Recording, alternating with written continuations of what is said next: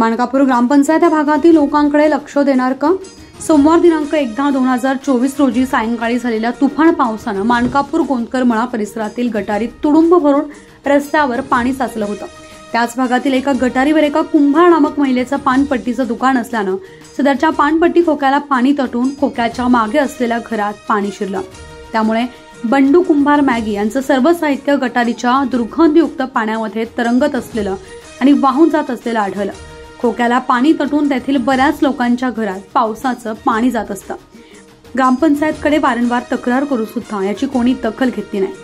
तेथील प्रसिद्ध वडेवाला मॅगी यांना आपल्या पत्नीसह आमच्याकडे व्यथा मांडली आहे। त्याच भागात एक कर्तव्यदक्ष ग्रामपंचायत सदस्य सुद्धा असून त्यांच्या सुद्धा सदरची गोष्ट निदर्शनास आणून देण्यात आली आहे। मॅगी यांना आमच्या हिरकणी न्यूजच्या प्रतिनिधींशी बोलताना सांगितलं, सदरच्या गटारीवरील पाण्यास अडथळा होणाऱ्या ओके न काढल्यास ग्रामपंचायतमध्ये ठिय्या मारून बसणार आहे, असं त्या भागातील नागरिकांनी सांगितलंय।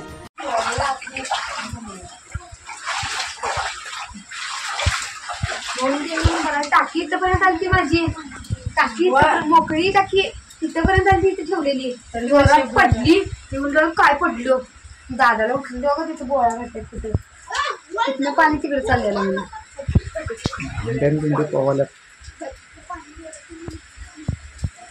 भांडाफोड न्यूज साठी कर्नाटक संपादक बबन जामदार।